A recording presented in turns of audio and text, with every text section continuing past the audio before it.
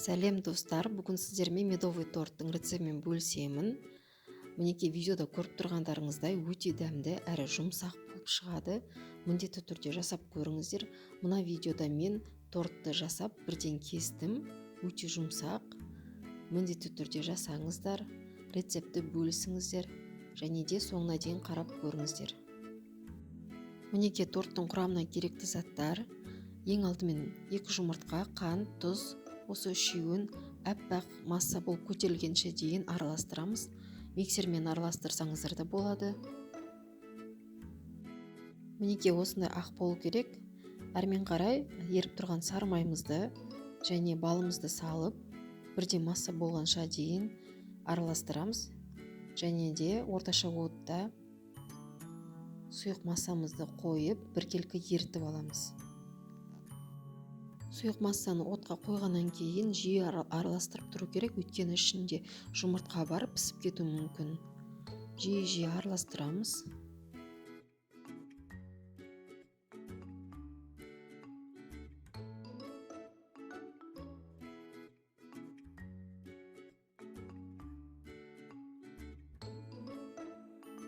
Толықтай біркелкі ерігеннен кейін үстіне 1 қасық сода саламыз. Шай қасық сода саласыздар. Әрмен қарай жаңағы сұйық массаның үстіне осылай ұнды бөліп саласыздар. Венчикпен араластырып, қою масса болғанша дейін осылай бөліп салып, ары қарай қолмен иіле бересіздер. Мінекей қамырымыз дайын болды. Мен бұл қамырды 6 бөлікке бөліп алдым теңдей. Және де ыдысымызға ұнды сеуіп, домалақтап осылай морозильникке жарты сағатқа 40 минутқа қойып қойдым. Келесі кезекте тортымыздың кремін дайындаймыз. Ол үшін бізге сары май, сахарный пудра және де сметана керек болады. Сары майымызды салып, сахарный пудрамызды салып, біріктіріп, бірден масса қыламыз.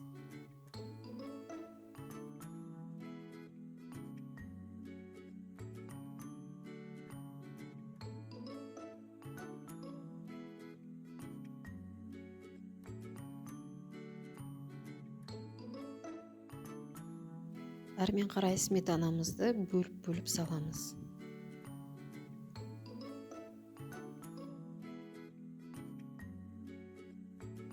Мінекей креміміз дайын.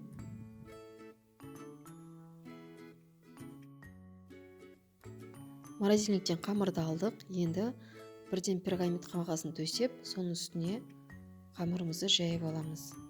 Осылай ұнды сеуіп, үстіне қамырды қойып жайып аласыздар.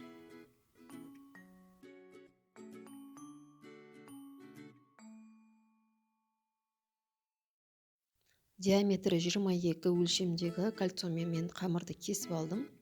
Және де қалған жан-жағында бөліктерінде бірге пісіресіздер. Үстін осылай вилкамен тесіп шығасыздар. Мінекей корждарымды пісіріп алдым.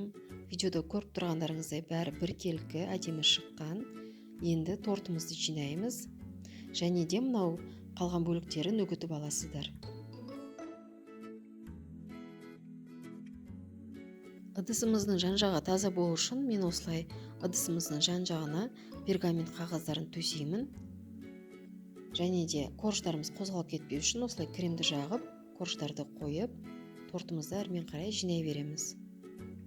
Видеода көрсетілгендей етіп, тортымызды жинап шығамыз.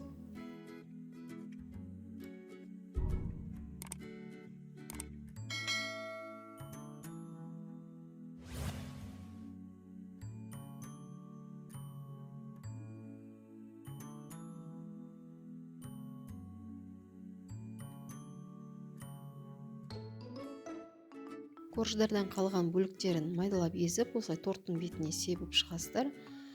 Және де қалауларыңыз бойынша әртүрлі торттың бетін әрлесеңіздер болады.